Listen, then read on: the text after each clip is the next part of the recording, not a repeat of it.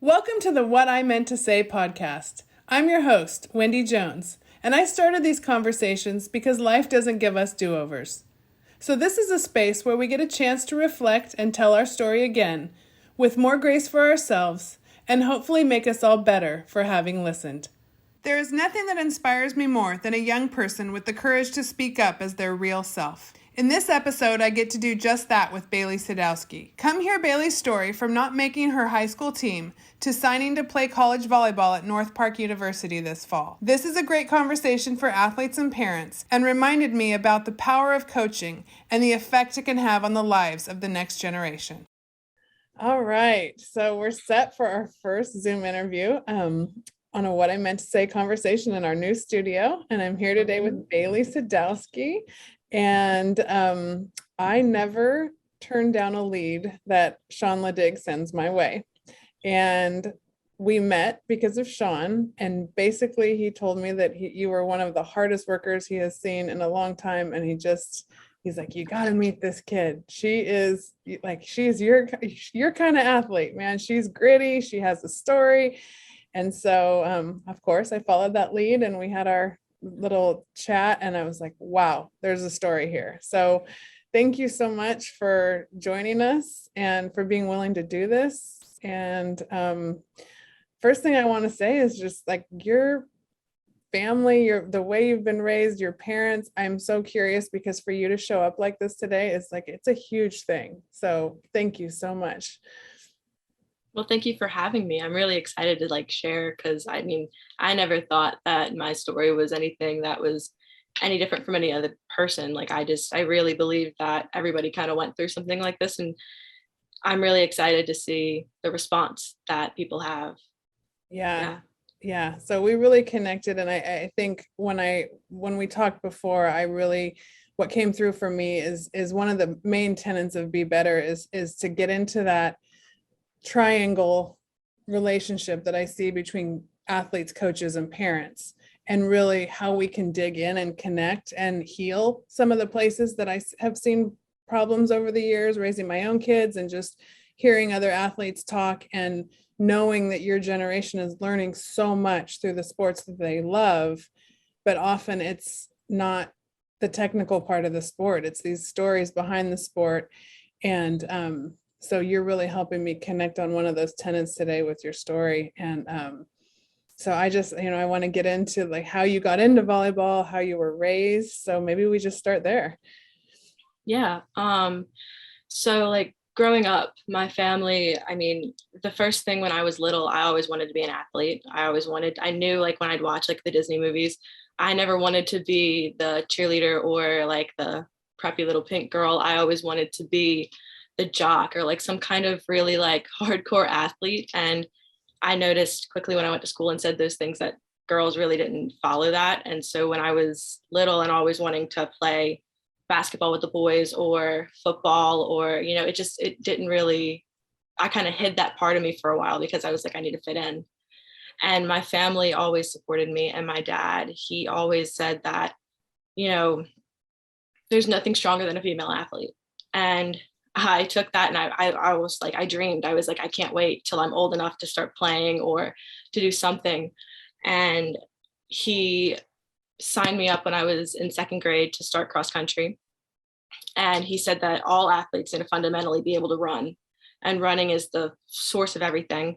And I hated running. I'm not going to lie. Running was a bit of a struggle because I always wanted to play with, something with a ball or some kind of object. Yeah. So it was hard for me at 8 years old to connect running to everything else. And so, I did it until I was 10. And then when I was 10 years old, I was finally able to try out for my fifth grade volleyball team at school. And I was so excited. I was so beyond excited because volleyball in Louisiana, it's the fall sports. So right when I was in fifth grade, it was the first thing that was available to me. Yeah. And I started practicing and I fell in love with it. And I was awful. I was so bad. And I was so frustrated because I was I need to be immediately good at something.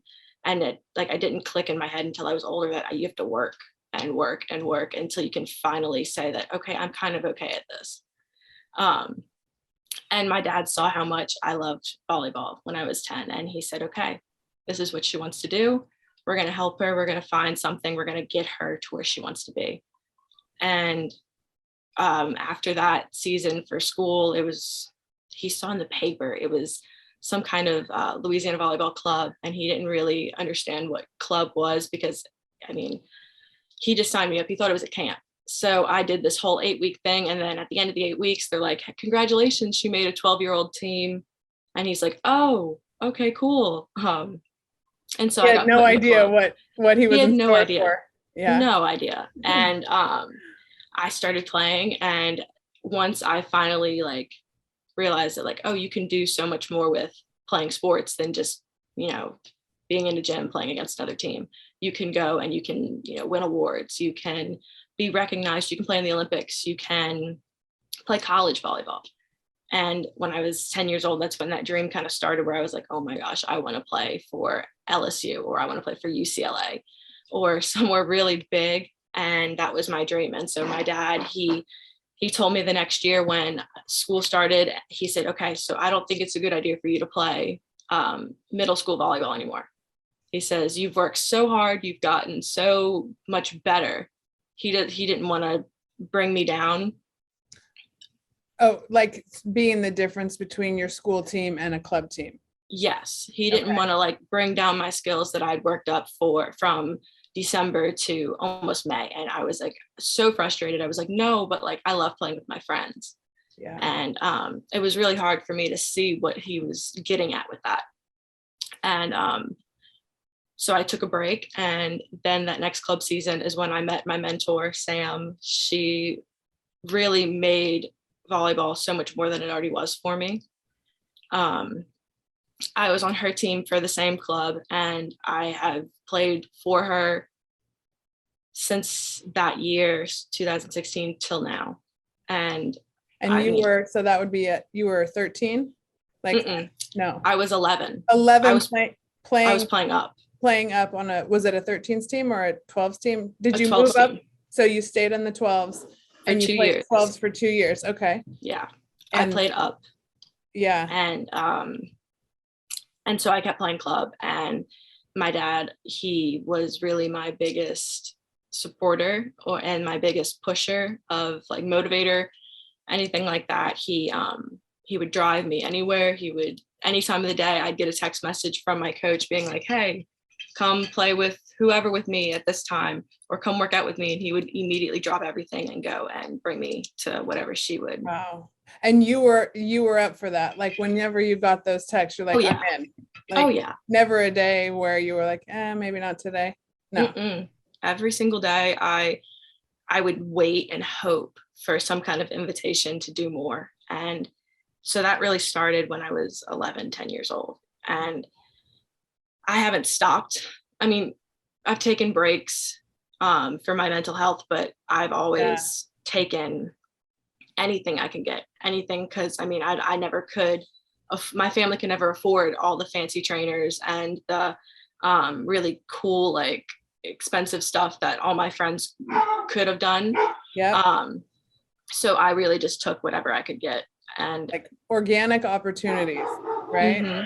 Yeah. Anything I could get. And my coach, she would always she knew my situation, and she would always give me whatever I could to make myself better and put myself in a better spot. So I've always been grateful for her.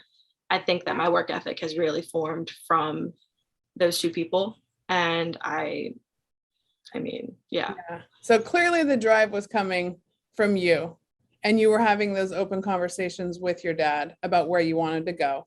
Mm-hmm. But did you ever feel like you were in a position where it was switched, or like was that drive was always coming from you and he was a supplement to that? I always feel pressure. Did you feel pressure from your dad? Always. I mean, because growing up, I always thought that, like, in my head, I mean, I have 4 people in my family: my mom, my dad, my sister, and I'm the oldest. And I always wanted to impress my dad. I mean, sure, I love my mom, but my mom grew up as a dancer, and I really never kind of clicked on that kind of level with her. He always played sports growing up, and he always told me that if he had these opportunities, he would be able to be whatever. And so I always looked up to him and always wanted to impress him and, keep like everything that he could see, I wanted to like achieve for him. And a little bit of myself. I'm not going to be like, no, I didn't want that. But like, I really did a lot of the stuff with him in mind. And that pressure kind of builds up and makes like the loses or the losses a lot more hard to take, because you're like, okay, well, of course I lost and my team lost, but I also failed him. And have you that sometimes is harder. I can imagine. And have you wrestled with that? I mean, throughout we'll get to your high school career here, but that looks like a theme that kind of has been through your whole.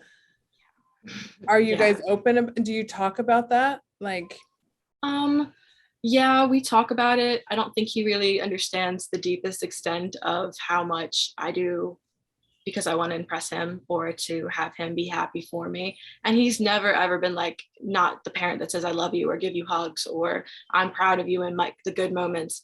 He always would gratify me with those things and make me feel better. So I never like missed out on like love, because I could always feel the love from him. But whenever I knew that I had disappointed him or let him down, I definitely could feel that too. Yeah. And it was a driver. Yeah, it really did. It really like sits deep.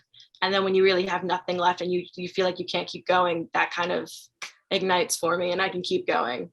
Wow. Yeah. And when that burns out, it's not good. That means I really need to go take a nap or eat a protein bar. But like, I mean, that's usually what keeps me going, is knowing that I have to keep him and myself and everybody around me. I always want to please people around me. I'm a people pleaser. And I put myself on the back burner a lot because I think about wanting to keep all these people happy in front of me. And it's been a long time for me to be like, no, you know what?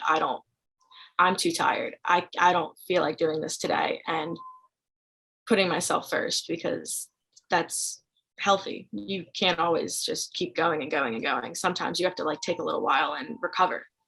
That is such an incredible insight for a kid who just graduated from high school to have. And it makes me so happy to hear you say that, because the acknowledgement of being a people pleaser and where your drive is coming from.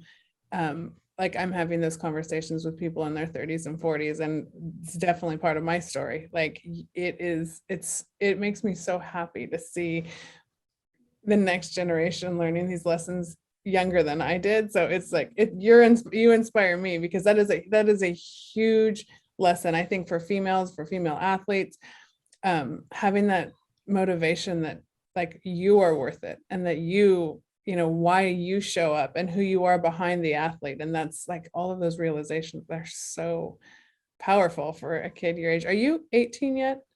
I just turned 18, I think 3 weeks ago. Okay. That's awesome. That's so awesome. So that kind of leads us into, you finished, or you played through junior high, but getting into your high school years. Yeah.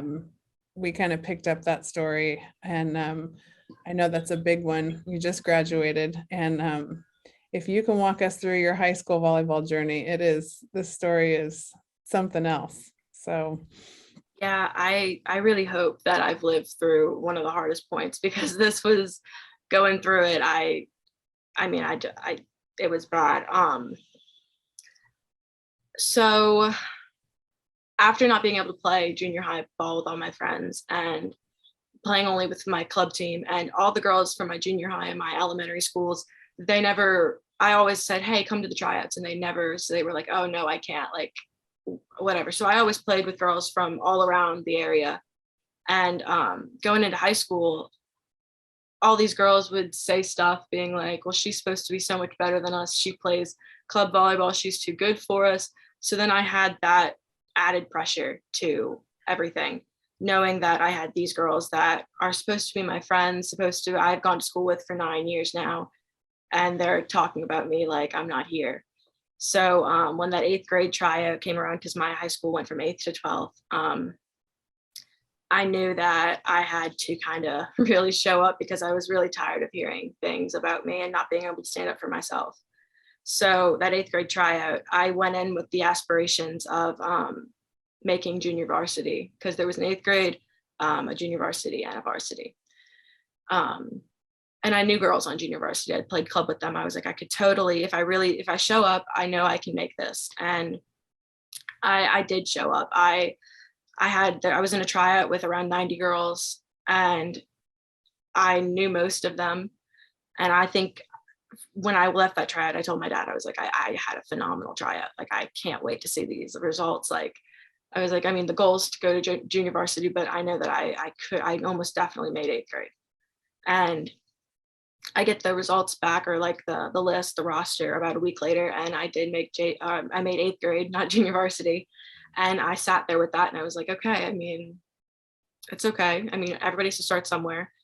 And my mentor told me, because I'm left-handed, she was like, okay, so I think you'd be in a better position if you start setting. She's like, setting seems like the right option. Like, my school didn't have well-known, like in the area, setters. They were more known for their middle hitters and their outsides and liberos. And she's like, I think if you start setting, I think you can make a statement. And I was like, okay. I always dreamed about being a big right side hitter, being left-handed. I was like, I can grow still. Like, I could so do this. And she's like, I think it'd be better if you set. It's like, okay, cool. So I start setting on the 8th grade team, and I had the head coach for my high school worked for the school, and that was some kind of rule. So the JV coach and the 8th grade coach did not have to work at my school. They could just be volunteers. And my 8th grade coach was a strange man. He was sweet. He meant well, and he was really just like, I don't know, he was trying, and I really appreciated it. And he would ask me a lot of the times for what I think I should, like, what do you think should, like, what should we do? Like, what would be the right step for this game? And I would try my best to help him. And of course, my teammates didn't like that. They're like, okay, like, who is she? Like, they would say stuff like, who does she think she is? Like, she's not the coach. And I was like, okay, like, that's fine. I'm just trying to help. So you felt alienated from the get-go. Yeah. I mean, these girls that I was on the team with, I mean, I knew them because I went to school with them, but I mean, it hurts when they're supposed to be your friends. And I had that pressure building too, and it was not cool. And one of my really good friends, she played club with me. She came from another school. She made JV. And that was like one of the bigger things that year, being like going back and forth with her. She would like kind of brag about being on JV, and I'd be like, oh, well, we did this, like, we got here. And she'd be like, no, like, I'm on JV. Like, yeah. I was like, okay, cool. Yeah. And one day, middle of the season, I don't even remember the game, but the varsity head coach came and talked to the 8th grade coach, and he apparently had asked if he could move me to JV. He said that I had been doing really well, and he was taking notice of that. And the 8th grade coach shot him down and said, no, don't move her. Like, my team's not going to be the same. Like, we're winning right now. My team's not going to be the same if you take her. Like, she's one of the key components of the team.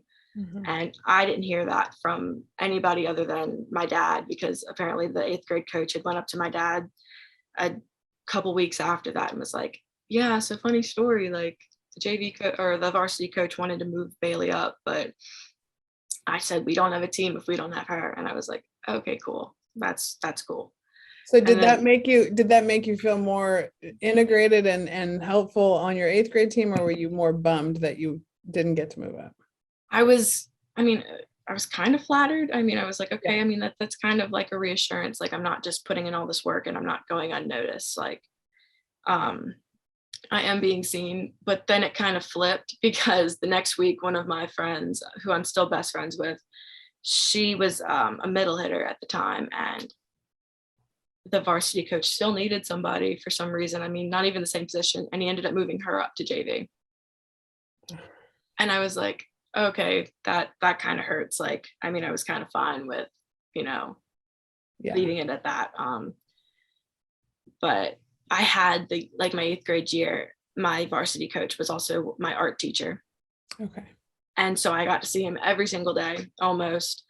And I really like tried my best. I put on my best face. I put on all the charms I could. I mean, I was so obsessed with making this man like me, which is not the point of anything, but I was like, maybe if he really likes me, I can move. Sure. I can move. So I really tried my best to, and me and him were very, very close until a certain point. But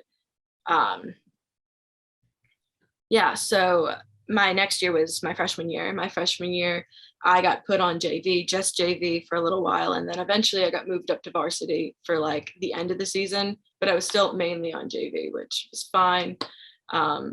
Still worked hard. I gave everything. I had a new JV coach this year who they had gotten rid of the 8th grade coach. She was supposed to be the JV coach. She was supposed to move up. They got a new coach. And this coach absolutely hated me for whatever reason I could never really understand. I mean, he just did not, I don't know. I've always had coaches that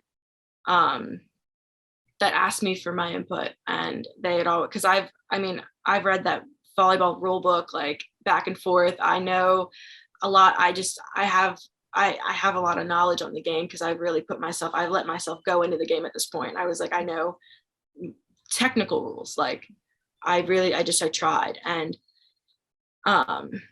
sometimes I could see that he would put in, he had a lineup that just never really worked. So I'd be like, hey, maybe we could try this. And he never really appreciated that because he just felt like he knew everything and it was his team and his people and he would move. And I was like, okay, that's fine. Like, my bad. Yeah. And that led to him calling me, I think in his direct words, the rudest child he ever met, because I would give him, I stopped after a couple times. I learned that he didn't like that. He called me the rudest child I ever met. And the way I'd never been talked to like that by an adult, because especially like a teacher or a coach, like, no, I'd never experienced that. And the way I responded was, I'm sorry. I'm not like that. I promise you, my dad, he's always said that I need to stand up for myself or at least give my input if I feel like it could be needed. Never like back away from what you really feel. And I'm sorry if you felt that way. Like I didn't mean to hurt your feelings. He didn't like that either. It was never a good, it ended with me just kind of leaving the gym crying at the end of the games, being like, I feel like I've been so defeated by this man that I don't even really know. The varsity head coach never really said anything about those situations. I figured he would know. I figured the coaches would talk. I don't know if he ever really did know. Mm-hmm. He would come up to me at practices being like, you're the future. I had this whole plan for you, like a 4-year plan planned out for me. And I was like, okay, cool. Like, I mean, I don't know what, I was like, that sounds really cool. Like, I'm excited for that. And he would continuously say these things to me, like, you're the future. I have this plan for you. And so I continued to work because at the end of the day, I was trying to impress him more than anybody. And how did your JV team end up doing that season when you weren't getting along with the coach? I tried not to really express my feelings at that point. Everything that happened with him, I might have told one of my friends, but I really tried to keep it buried down. Yeah. What was the chemistry like on your team that in that year in particular when he was talking to you like that?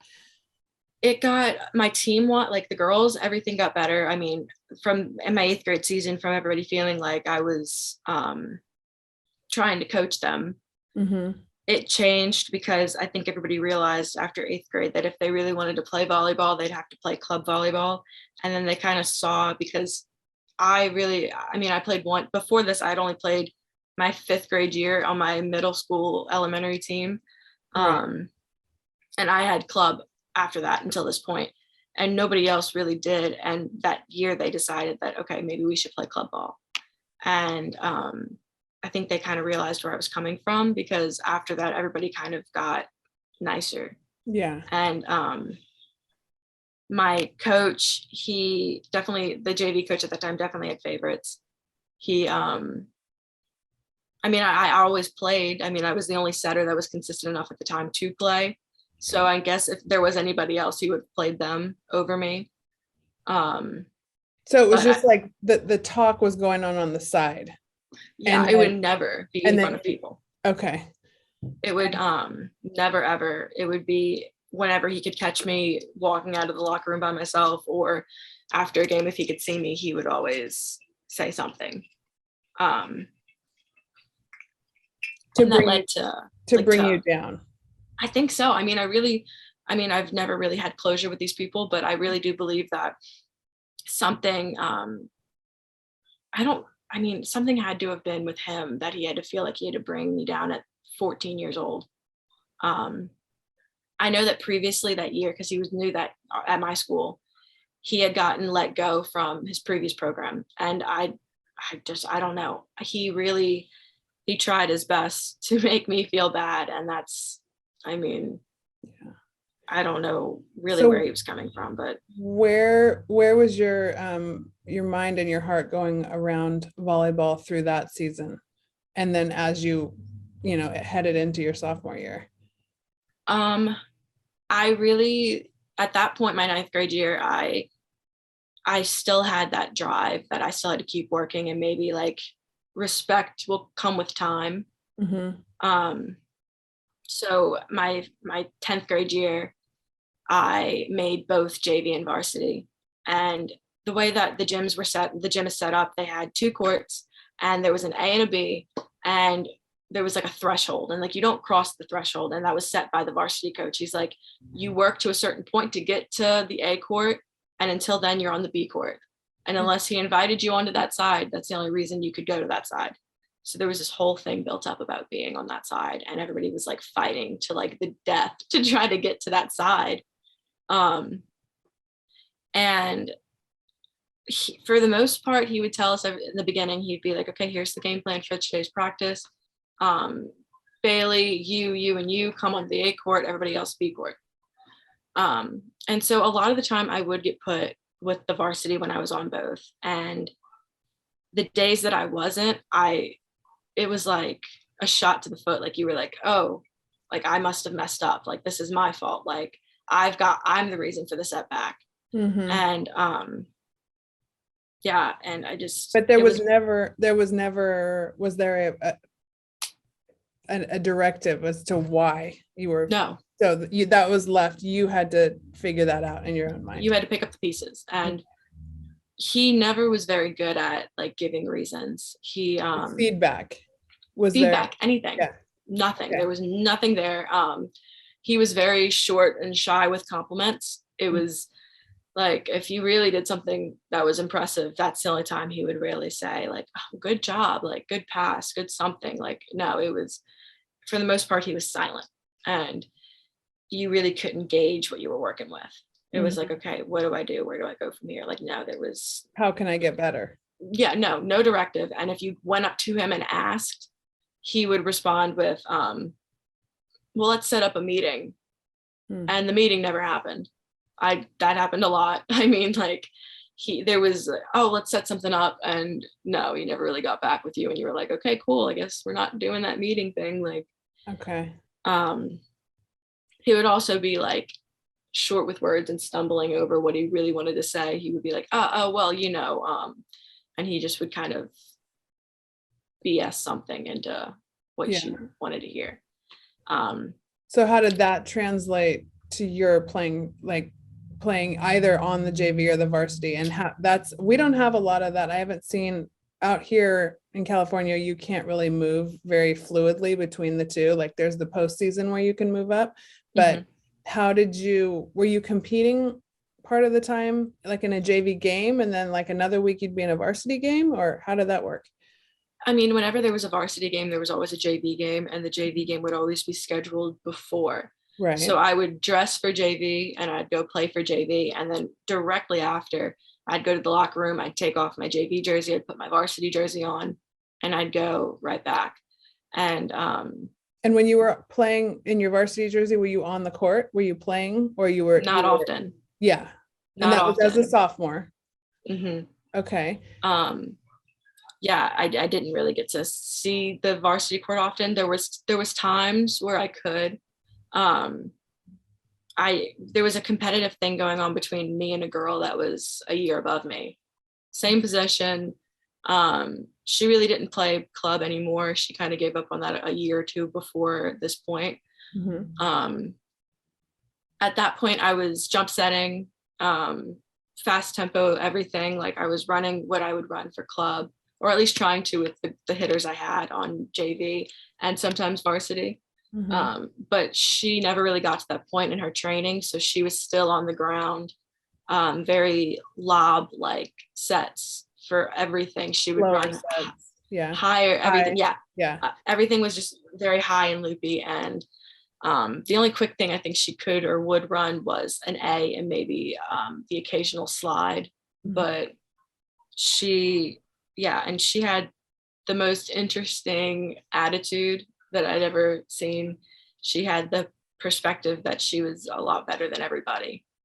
And but she was head and shoulders above all of us. And she was also, I think, a multi-sport athlete. She played everything. And she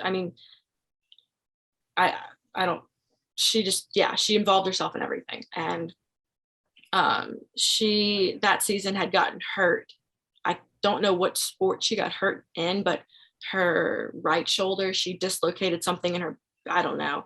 And so she couldn't overhand serve anymore. She had to underhand serve for varsity games.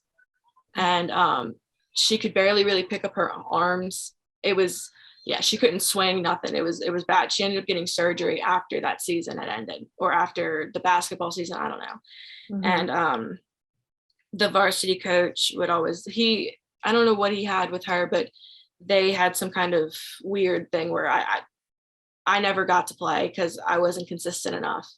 And I guess he thought that the high loopy stuff was safe and consistent enough for the team at the time. And he would always ask her before games, being like, okay, are you ready? Are you able to? And she'd be like, of course. Like, she was really always worried about her statistics and everything on paper and getting awards. And so she never gave up any of her playing time. Yeah. Well, and I can see, I mean, you're going to come across coaches, right, that have different coaching strategies, different offenses they think work better at certain levels. And, we're playing this team, that's, the slower offense is going to work. Maybe we're going to play it safe and go with what, high and in and those types, but when it comes down to camaraderie on a team or what a coach can do to pull players together, what do you think some of those things what was different in the way he was treating you than what could have been constructive in a situation like that? Yeah, he really targeted me, and he would come up to me and still feed me to my face, being like, I still have this plan for you. You're the future. But I would never see the court, and he would just, the way that he treated a lot of the other girls, he would never really speak to most of the other players. Like, they would have casual chit chat sometimes, but he would never really, he would only say these kind of things to me. And he would make it a point to come up to me a lot and say these things. So I was starting to fight myself, being like, well, if he has this plan for me, why am I not ready now? Like, she's hurt, she's crying, she's having to hold her shoulder a certain way in between points, and I'm here taking her stats on the bench. And that sort of animosity started to build more, being like, what am I doing wrong?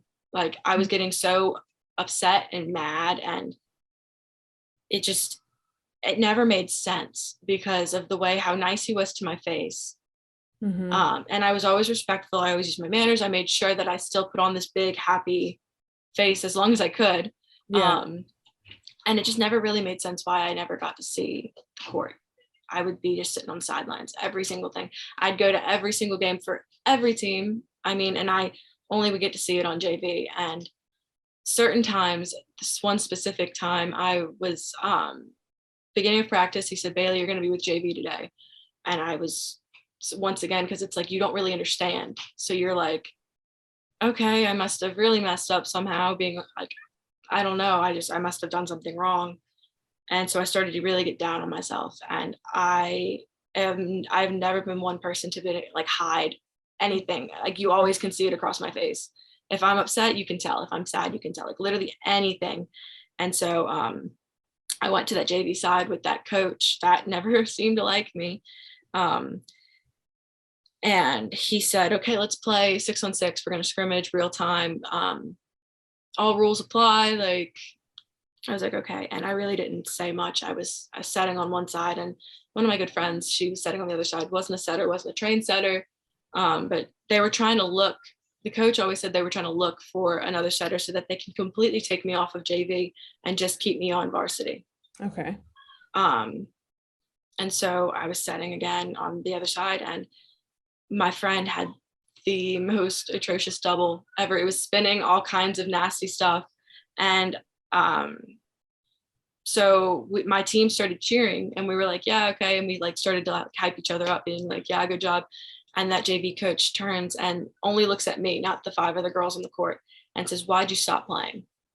And I said, oh, well, even the other side had stopped playing. I was like, she had a double, like, we thought all rules applies. And he says, well, I'm the referee.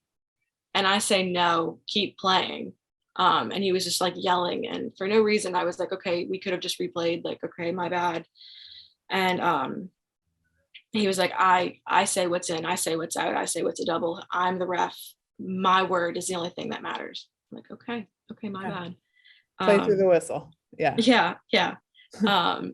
And so the next ball, there was one of my middle hitters hit off of a block, deflected, and went out. So it was our point.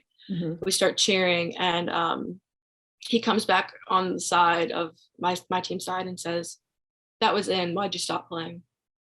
And we're like, it was 2 feet out. Like, we got the point. And he goes, no, I'm the referee. I can make up the rules. And I was this close to being like, you can't make up the rules. Like, the rules are the rules. Like, yeah. And he just kept going, and he kept like pestering me. And after that, he's like, because Bailey stopped playing, we're going to have 10 suicides. So we started running, and I was like, oh my goodness, I don't understand. Like, I can't win. I can't ever win. So after that practice, everybody was starting to leave. I was taking off all my stuff. I start crying, and I'm like, this is so annoying. Like, I don't understand why he treats me like this. And so the varsity coach sees me crying, and he says, well, what's wrong? And I told him the whole story. I was like, he won't stop. And it's getting to the point where I can't even work. And he says, we'll schedule a meeting. And I was like, okay.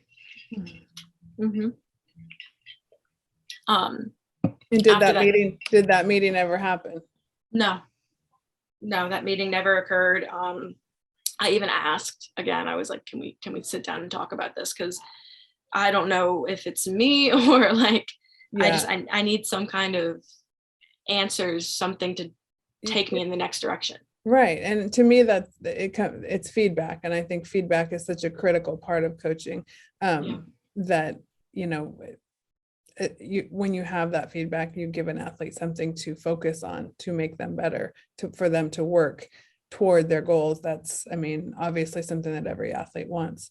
And it doesn't sound like you were receiving that on either court. No. But so you finish off that sophomore season, and then you're headed into your junior year. And is the coaching situation the same in your junior year? Well, in between my sophomore and my junior year is when COVID happened. And okay. COVID was hard on a lot of people. And for me, it took me out of my happy place, which was always club. And after my sophomore year and going into club, I was so mentally exhausted and drained, and I was fighting with a lot of inner problems, like my depression and my anxiety. I couldn't really, because of that coach, he'd put me into such a weird spot in my mental health, and my dad just telling me to keep going and it's okay. Like, he just kept pushing, and I didn't need pushing because I was getting pushed enough. I really just started to like crumble, and I lost that fire and drive and motivation that I'd had prior. Since you were 10 years, since you were tiny, but 10 years old, starting to play volleyball. I lost that season, and it was I felt defeated for the first time. I just, having somebody that's supposed to be a role model berate you into a corner, and feel like you can't go anywhere because you're supposed to fight your way out of it. And you're like, I feel like I can't fight anymore. Like I always kept on a positive outlook, and I really tried to stay in a mindset that was happy, and it was so hard for me. And were you talking to your dad about this stuff? Like when you would come out of a practice and be really down, like, was that an open conversation between the two of you, or were you holding it? It depended on what the day was, really, because some days I really couldn't keep it in. I was so upset that I'd try to let it out, and he would just tell me, well, you need to keep working. You need to, like, they're stupid. Like they don't see you. They don't see your potential. They don't see how hard you work and how other coaches really can see that. They don't understand. And my dad always tried to joke, and he would say like, oh, well, they teach themselves off of YouTube videos. They've really never played the sport of volleyball. They don't understand. They don't have daughters. Like they don't. And I'm like, well, we can keep giving them excuses, but when does it ever make sense? Because none of it made sense to me at that age. And he wasn't going to address it with any of the coaches. One day he really did try, and my dad's a police officer, so full uniform. He came and picked me up after practice one day. He walked into the gym, and he came back 15 minutes later. I was having an anxiety attack in the car. I was like, oh my gosh, like they're not going to let me back in the gym. And he comes back and he's like, everything's fine. My dad at that time, he was the vice president of the athletic board, so he was close with the athletic director and a lot of the admin part of my school. He's like, everything's fine. Like we talked about some stuff, and like he's like, they like you, they see your hard work. And I was like, okay. So I felt a little bit better going in, continuing that season. Okay. But I never saw anything. I'm pretty sure they just kind of told him what he wanted to hear. Hey, I hope you're enjoying this chat as much as I am. For more inspiring conversations, go to BeBetterWithWendyJones.com. That conversation was your sophomore year before COVID. Yes. Okay. That whole season, I wanted to quit. I kept saying it. I was like, I really don't want to play anymore. I was like, it's becoming painful, and I dreaded, like it became a different level of me dreading taking a math test and me going to volleyball practice. It was like, I'd rather go take a million math tests than have to go play right now. Because I didn't want to be in that environment anymore. It was like, I get so upset. I wanted to get away from it. Yeah. And I would come out of a lot of tournaments and games being like, that's it. I'm done. Like I can do so much more with my time. Like I at this point, I had taken away my social life. I had taken away my academic life. I really only worked with volleyball and training. Like that was it. I was like, I have to stop. I was like, I need to get out of this. Like, I want to quit. Like, I'm done. And my dad would say, you can't be the girl that quits mid-season. Like, you can't be that person. You have to finish. You have to stay strong. And I was like, I don't know how much longer I can be strong, because this is eating me alive, knowing that I have to keep doing this. Because the environment wasn't making sense. No. And you couldn't equate your hard work and your love for the game to the way that you were being treated. Exactly. And it was so different than the other girls on your team. Yeah, they never experienced anything like that. And yes. So take me to,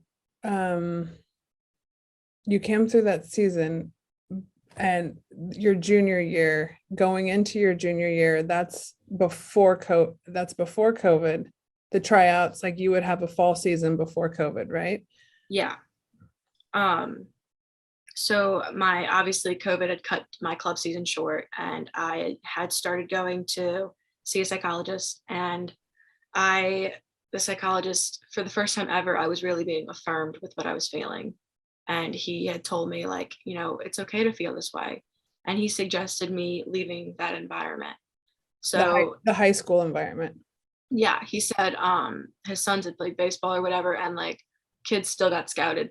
Most of the time kids got scouted through club. And he's like, keep playing club. Like, this is going to work for you. Like, you're so much better there. And I was like, I completely agree with you. So club, everything. And then pandemic, everything gets shut down. And I had gone through a whole health thing where my thyroid, I have hypothyroidism, Hashimoto's disease, and it's easy and it's susceptible for me to gain weight super easy. And I was always a really muscular kid. I worked out a lot, and I was also on Accutane for my acne, and my triglyceride levels had spiked, like almost to the point where I would need to be hospitalized. I was borderline diabetic. I didn't understand, because I kept doing exactly what I would normally do, except I didn't have the normal amount of workout programs. And this is through COVID. So March of 2020. Yes. Okay. And I couldn't really see my psychologist as often as I had before. So everything kind of slowed down, and me gaining weight did a whole number on my mental health. It did something. I couldn't even, I never want to go back to that point in my life. Like, I felt awful about myself. And we didn't hear anything really about high school volleyball until around May. And my high school coach had sent out an email saying, hey, this is really far in advance. Beginning of June, we're going to have structured out tryouts for 3 days. And he's like, sign up here. It was a Google Doc thing. He's like, sign up and tell me which time slot works for y'all, and we'll get everything set up. I originally was not going to fill out that Google Doc. I was gonna, hang up my jersey and be like, okay, I'll continue with club. I'll keep going. I mean, I didn't at that time even know why I was going to keep going, because I had lost everything, all my dreams and my goals of playing college volleyball and having a really decorated high school career was, shot through the floor. I was like, I'm done. Like, I don't want to do it anymore. And I told that to my dad, which was a really hard conversation to have with him, being like, I don't want to do, I don't see myself going anywhere anymore with this. I'm just going to, not sign up for school. He says, Bailey, I think it would be better for you if you sign up, and then you can think about it for another month or so. And then when the time comes, if you don't want to go, don't go. I said, okay, fine. I didn't plan on changing my mind. And so I to make him happy, I signed up and, let that go. And he would tell me, he would be like, you love playing with your friends. You love playing with these girls who have become like your family. He's like, I don't think you should give up on playing high school ball. And that was maybe a day or so before the tryout. And I said, okay, I understand where you're coming from, but I don't want to do it. Like, I'm sorry. And he says, okay, but I think me and your mom think it would be really good for you if you just kept going. And somehow I let him talk me into it. And the day of that tryout, I don't think they were like till later in the day, but that whole morning I was like so anxiety filled. Like, I made myself sick that whole day. I was like, I don't know what was telling me not to go, but there was something like weighing me down, being like, do not go. For whatever you do, just don't go. And I told my dad that, and he goes, you're going to go. He's like, I'll give you some ibuprofen. And I'm like, that's not the problem. Ibuprofen can't fix this. Yeah. And I still went. Hadn't played since February at this point. It was beginning of June. And I just, I started again, and I somehow did not suck so bad for not playing for like 5 months. And I kept going, and I was like, okay, actually, like, this isn't bad. Yeah. I'm playing actually kind of decent. And I kept going, and, I finished those 3 days, and one of my best friend in the whole wide world, she played with me for a while. And the coach had told her, how excited he was for her and how she was going to do great hitting on the right side. And then he didn't really talk to me that much during the tryouts, which, wasn't that odd, because he didn't talk to a lot of people. He kind of kept to himself, and his favorites he would talk to. But a week later, the roster comes out, and I'm not on the roster. And he always said, once you're on varsity, you can't leave varsity. Like, you made it to the top, you stay on the top. And I was like, oh my gosh, this is a mistake. Like, let me email him. Like, I have his email saved. Like, I'm going to email him and make this right. Mm-hmm. I go on my school portal, I pull up his email, and I try to email him. I typed out a whole paragraph. I sent it. This message couldn't go through. It said, like, this person doesn't want to accept your messages or something like that. And I was like, that's weird. So then I start to panic, and I talked to Sam, my coach, and I was like, yo, girl, like, I don't know what's going on. Like, and I start freaking out. And she's like, don't freak out. Like, this is obviously a mistake. Like, don't freak out. And I was like, okay. I talked to some of my friends, and because people were calling me now, they were like, why aren't you on the roster? And I was like, I don't know. So then I really started to freak out, and my dad was like, don't worry, I'll text the athletic director, we'll figure this out. He texts the athletic director, and he says, I'm sorry, Mr. Sadowski, we can't talk to you right now. Give me a call on Monday during business hours. And my dad's like, what? Like, him and this man go out for drinks, like, they're friends, like, this is like odd. Okay. And my dad even had the head coach's number, and he couldn't get through to him. So then I'm like really starting to freak out. So then I go and play beach volleyball with my coach that day. I had a whole breakdown before I got on the sand court with her. I'm like, this isn't right. And I was like, you know what, maybe I should transfer. I'm only a junior. I can transfer to a different school, start new. Like, and she's like, no. She's like, no. She's like, you can do better. Like, during the off season, me and you will train. Then the club season will be amazing. She's like, we're gonna work. And then another coach that I've had, his name is Jake. He came and sat by me. He's like, you know, you're so well known on the North Shore. All these club coaches and high school coaches and girls know who you are, and they call asking for the club. Like, is this where Bailey plays? Like they see you and they want to be like you. And he's like, college coaches will think the same thing. He says, imagine how amazing it would be if you played for a college. And then I start thinking about it again. And, time goes on. And one night I had a dream. I was like, oh my gosh, like, what if I had a signing day and he had to watch me sign these papers and know that I was good enough for a college team, but I wasn't good enough for his team. My dad finally got a call back from the athletic director a couple weeks later. And he says, Ben, I watched the tryouts, and Bailey just wasn't good enough. She didn't meet the standard of whatever. And my dad's like, if you would have told me there was a personality conflict with the coach and Bailey, like, I would have understood that. But saying that she's not good enough for the team she's been on for how many years now, and she plays for a really high ranked club team, and like, she's done all these camps and everything, and nobody's ever told her she wasn't good enough. So like, this is where he's like, I'm going to draw the line. And he's like, you know what, Charles, like, I don't want to do anything with you anymore. He's like, I'm done. And so after that phone call, I was distraught again. I went through a whole nother depressive cycle, being like, I'm not good enough. And I had to find, like, when I heard I had to go back to school, there was a whole nother thing where I was like freaking out again because I had gained weight. And I had to like flip a switch in my head.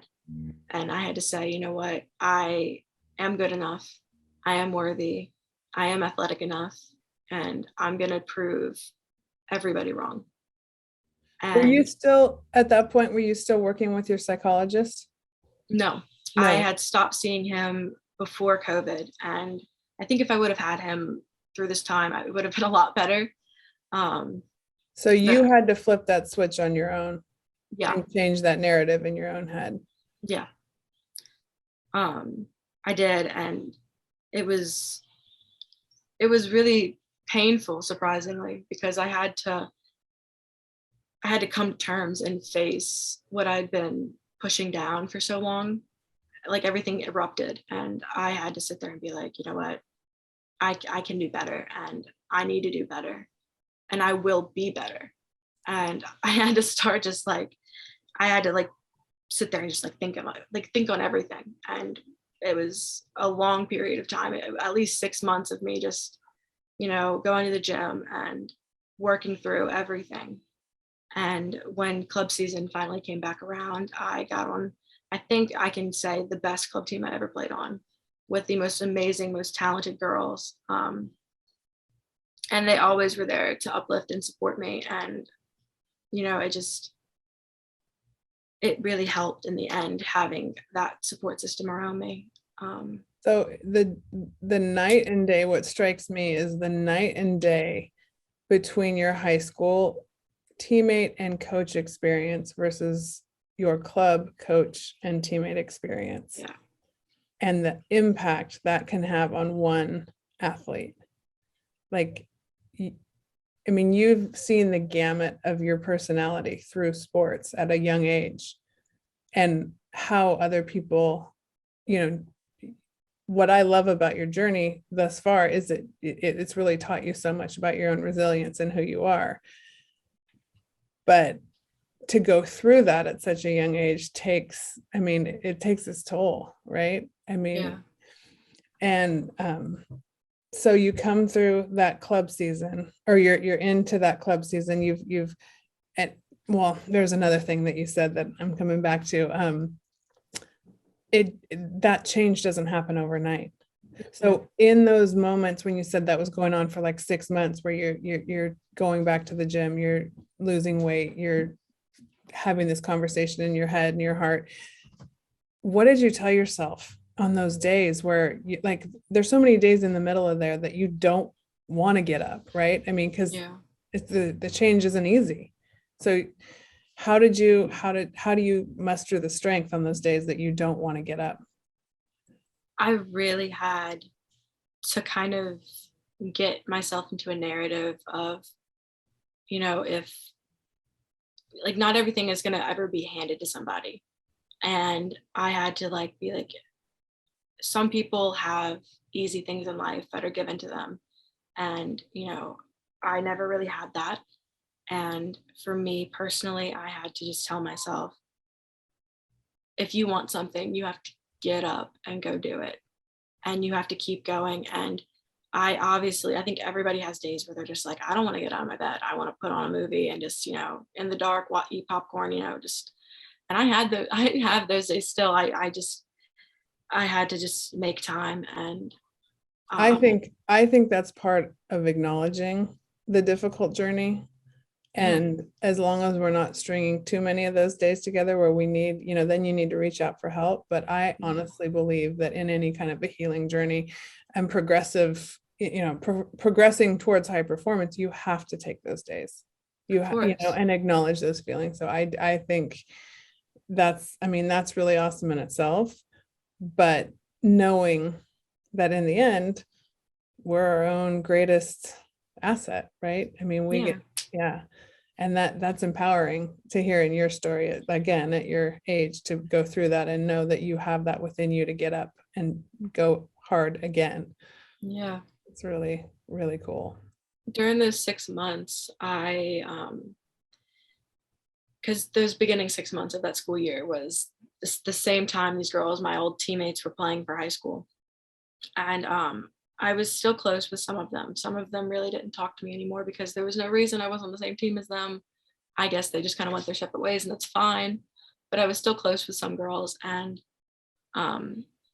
whenever they would succeed as a team, for some reason that would still spark something in me. Like, okay, I'm going to go work harder now. I'm going to go do something that's going to, I had to keep pushing myself. Mm-hmm. I was like, they're going to do good. I'm going to do good. I wasn't going to let myself fall behind. And one of my really good friends, she told me, she's like, he still talks about you. That my head coach, my old varsity coach, he was like, he still brings you up. She's like, he really won't say your name, but it's like, it's pretty evident he's talking about you. And at that point, I was still convinced that I was cut because I wasn't good enough. And that was really the main driving thing, because I'd never been told that till that point. And I feel like normally during an athlete's journey, they're told they're not good enough in the beginning when they're still learning and they're still growing as a person. And I mean, obviously I was still growing as a person at this point, but for some reason I was like, at this point, I should be good enough skill wise. And I was like, I had to recondition my mind to accept that I am good enough and that I have worked hard enough. But to hear that he was still talking about me, like, it did a number on me. I was like, oh, okay. Yeah. And I kept going. I was like, this is ridiculous. There was some rumor that was started that season 2 that I wanted them to lose. Like, I wanted my whole old team to fail. And I was like, when that got back to me, I had another like panic attack, being like, oh my goodness, like, absolutely not. I reached out to some of my old teammates. I was like, look, I never wanted y'all to fail. And I was like, if anything, I want him to fail, because I'm still healing with him. Yeah. Because I still don't forgive him yet. Mm-hmm. But I never wanted y'all to lose, like, absolutely not. Yeah. And there were words said when they were in the quarterfinals for state, being like, well, if Bailey wants us to lose, we're going to prove her wrong. And they actually said my name that time. And that got back to me. And I called the girl that said that, because she was a year older than me. And I was like, look, I've always looked up to you. From the moment I met you in 8th grade, when I was working out with the older girls by myself with y'all, I knew that I was like, you're my new role model for the time being. Like, I was obsessed with you. And to hear that you would say that, like, it hurts really bad. Like, you would be surprised. I was like, she was like, like, she's like, oh my goodness. And she started, like, we were crying together on the phone. She's like, I'd never heard you say that, but like, I was saying what other girls were saying that you had said. And I was like, I don't know how this rumor got started, but I never wanted that to hurt y'all. Like, nobody ever came up to me and asked me personally if I had said that. Yeah, telephone is it's been a thing in high school and you know what, it's a thing in life, but to be able to confront it that way, and that, you know, I tell my own kids that if you can confront something head on, and, you know, do it with respect and with grace, but straightforward, so many problems can be solved with that. Yeah, I really was like, if I tell her, like, if it's, because obviously people are saying stuff that they think I'm saying or whatever. It's like, maybe if I can just bluntly, which I was so nervous, I was like, oh my gosh, I'm about to call her. If I can just confront her in person and say, like, I don't understand why you had to say that. Yeah. And like, not even ask me prior, because obviously she said that this has been a topic for like the past month. And I was like, I go to the same school as y'all. Like, we have a class together. Like, you could have, you know, like, anything. Like, I would have cleared the air then. And, you know, to say that in front of him and all of them, I don't know. That killed me. Your ability to be direct is that's another really golden thing in your generation, because I mean, between social media and cell phones and texting and all the platforms that people have to try to express something, I still think, you know, obviously that human to human contact, it's one of the scariest things I feel for the younger generation, is like being able to communicate hard things to each other face to face is, man, it feels like a dying art form, and it's really difficult no matter how old you are. But with the way you guys have learned to communicate, it's getting even harder. So my hat's off to you there, because it really does solve a lot of problems faster most of the time. You know, as an optimist, I tend to think the more direct and gracefully direct we can be, the quicker we get to the truth. So take me back though to you know, coming into that club season with the team of supportive girls, and how, you know, how you got to that space. When I first, I mean, I already knew all of these girls. I'd played with most of them previously. Some of them were newer faces, but I was just so excited to have, you know, the opportunity to again fix what had been already broken down by my high school cutting and all that stuff. something about, setting that record straight made me giddy. Like I was like, okay, like this is my time. Like I get to like rebrand myself in a way. Yeah. So they could tell sometimes when I would fall back into how I was during COVID, and I would kind of shut down and be quiet. And sometimes I would get so quiet that I'd end up getting short. And that was in the beginning of the season when I was like still fighting with that part. Yeah. And one of my teammates who I played with for 3 years at this point she called me after a tournament and she's like, you really hurt my feelings. And I was like, what do you mean? She's like, when you stopped setting me, like, she's like, you were just like, you wouldn't set me anymore. I was like, I'm sorry. Like that was a mistake of my own for letting my emotions really take, control. And I shouldn't have done that. And you're right. And we had a whole like hour-long conversation about how we were both feeling. And after that, my whole, like, I knew that I had to be better for my whole team, and that this team had so much potential. Like I knew that this team could be one of the best teams I ever played on. And so I pushed myself, and I was like, okay, if I'm gonna wake up on the wrong side of the bed, or if I'm gonna get upset during a match, I'm going to hide it the best way I can so that my team has the best chance of succeeding. And that's what I did that season. I mean, it eventually got so much easier that I didn't even have to hide it, because I wouldn't get upset. I would rarely, make those like, let my emotions take forth of my playing.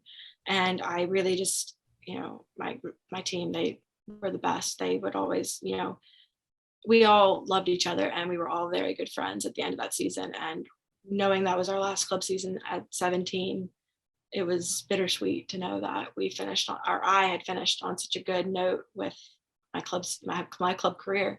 Like I was so pumped, and I wouldn't have changed anything with that club season, because we had the best time.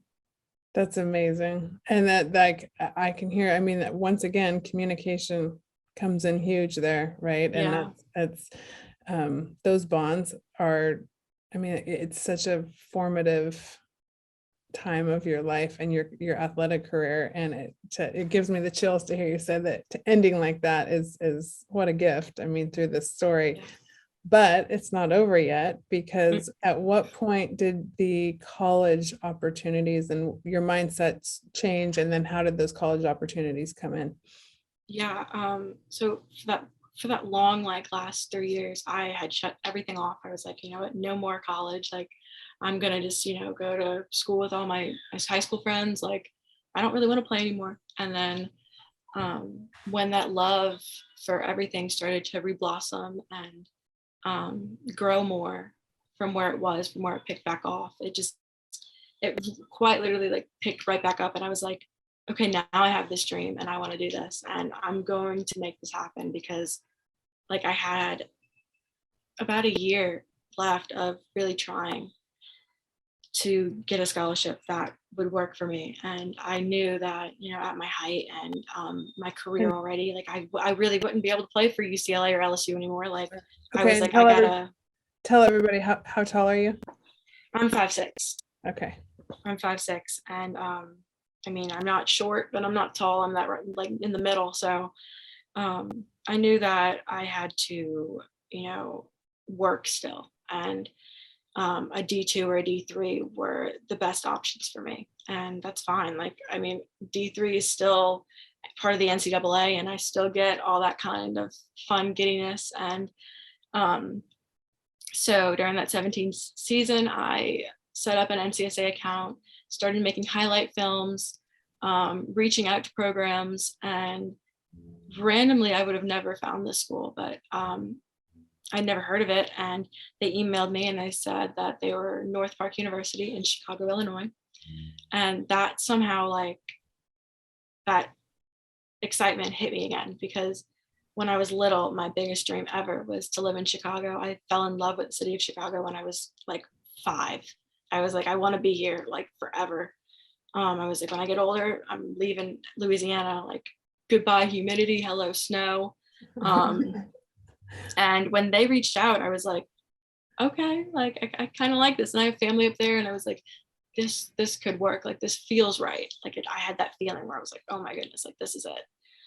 And I I answered their email and I was like, of course, like please watch me at nationals. Like, um, yeah, like I was like, just watch me. I was like, I will impress you. Watch me, please. Like, I will, do my best. So out of curiosity, you said you set up your NCSA account, you were making highlight. Were you getting help doing this stuff, or were you doing all of these things on your own? Like, what was your guidance in that recruiting journey? I didn't know what I was doing for a little while. I was like, okay, so obviously I have my name on a page and I filled out all my stats and I was posting my film year and I was like, okay, well, I don't see anything yet. So I talked to my mentor, Sam, and she was like, well, it would help if you like physically reach out to schools. And I was like, oh, okay. Well, that makes sense. Yeah. I was like, I thought if I posted all this stuff, I was kind of naive enough to be like, oh, they'll find me. Like, no, they're not looking for, no. Um, so I found like you can go on any college and you can find the coaches' emails. So I would, she was like, okay, formulate a draft of what you think you would say and then send it to me and then I'll fix it. And I'm like, cool. So I made a whole like draft of a college email that I would send to a coach. She fixed it. And then I ended up sending versions of that email out to different coaches, along with the highlight video I had at the time. And like the latest one. Mm-hmm. And I would always say like, and I have more posted on my NCSA account under my name, like, and I would get almost always, I would get a response. And that's basically how I kind of did it. I mean, you want to always say like your height, your stats, where you're from, where you play club, your next tournament, the next event they can see you. So that's what I did. I kept in touch with a couple schools, but when I really got closer with the North Park coaches, I was like, I really like this. And during the beginning of my senior year, I was still kind of talking to them, but it wasn't anything like too crazy yet. And then late August, Hurricane Ida hit, and we all had lost Wi-Fi, internet, air conditioning, everything, water, for a good solid 3 weeks. We were like living like cavemen. It was really scary, really hot. And so I wasn't in school. We couldn't go to school. And I think it was the day we lost internet, I checked my email and I was like, oh my gosh, Mom, look at this. North Parks wants me to come on a college visit in October.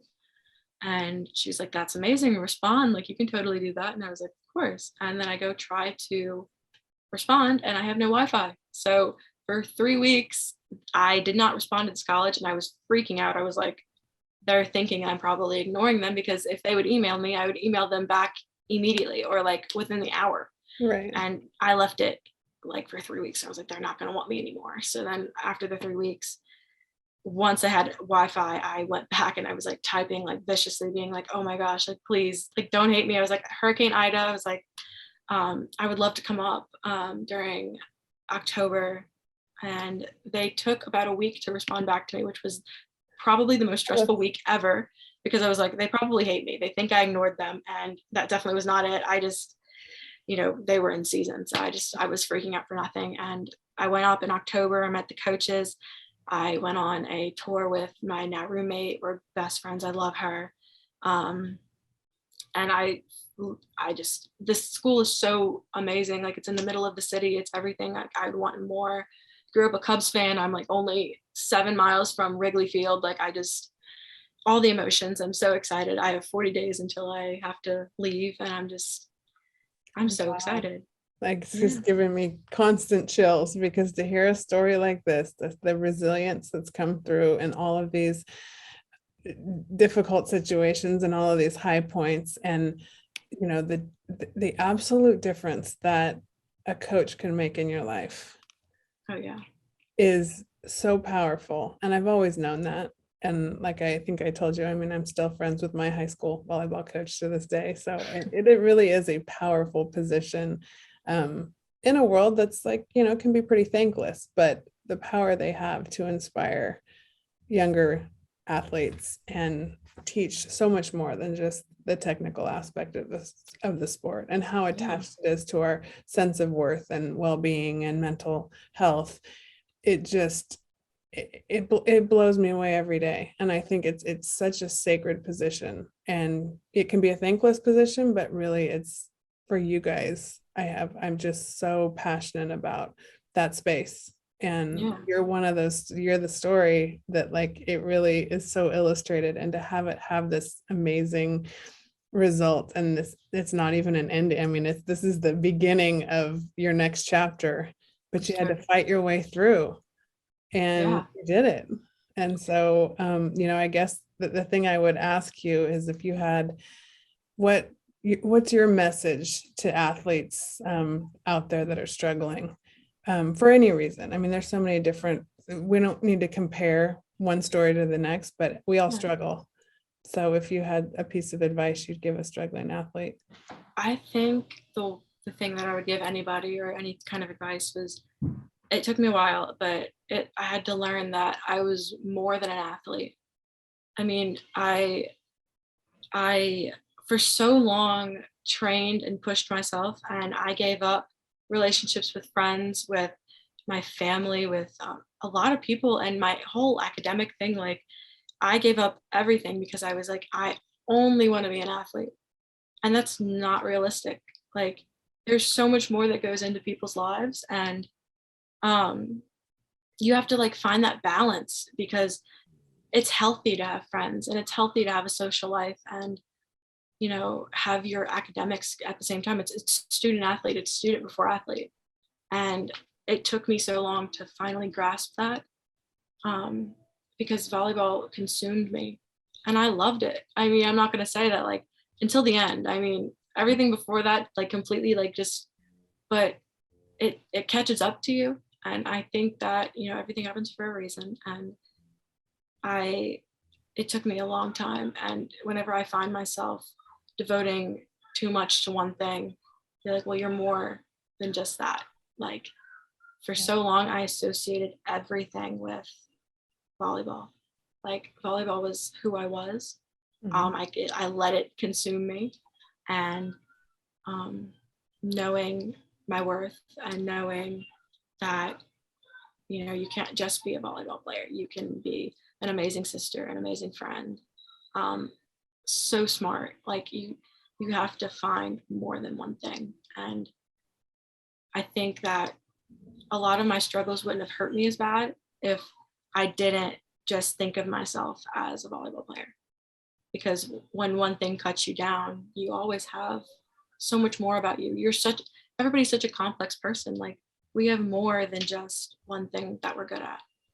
And it just, realizing that, it's okay for one person not to like you and appreciate you. You can't let that completely destroy yourself. And learning that you're more than an athlete is, I think, the most important thing I can take away from my whole journey. And I'm glad that I've gotten to a point where I can look back on things and from the other side and say, yeah, I did struggle and I dealt with a lot, but I've also learned a lot and came out on a better side and a better note. And I'm still surrounded by people that love me, and I love myself more than ever. Yeah. So I think it all really connects and comes back to each other. That's amazing. I love it, because it's everything that I believe. I see it in my everyday, and I believe it obviously, like, in theory, but when I see it in other lives, it's so inspiring to me. And I know you have an interest in coaching and inspiring other players. So where can people find you if they wanted to reach out? I mean, my Instagram, of course. Okay. Bailey Sadowski, but I mean, I'm always at the gym. I'm always at my courts. I'm always with my old teammates, my new teammates. Like, you can find me literally anywhere. I mean, it's not hard. I'm not hiding. I love when people come up to me and ask me about things about volleyball and advice and everything. It lights me up, and I love helping everybody because I had to learn. So, I mean, I'm here to help. Yeah. Well, we'll Yeah. put your Instagram in the show notes, and people are maybe we start following North Park University Volleyball because you'll be there. And Yeah. so excited for you. I'm so excited to see where the future takes you. And thank you so much for doing this today and having the courage to tell your story and speak up because it's going to help a lot of people. Well, thank you So for having me. yeah, I'm honored. absolutely. Well, thank you for being here, and we'll keep following you. Can't wait to we'll do a follow-up in a couple years for Oh, more yeah. stories. Okay, Oh, great. yeah. All right. Thank you. Thank you. Thanks for joining us for the What I Meant to Say podcast. For more real conversations like this one, come on over to the Be Better community at www.bebetterwithwendyjones.com, a place for athletes and parents to grow and find meaning behind what we do every day so that we can be strong on our own and better together.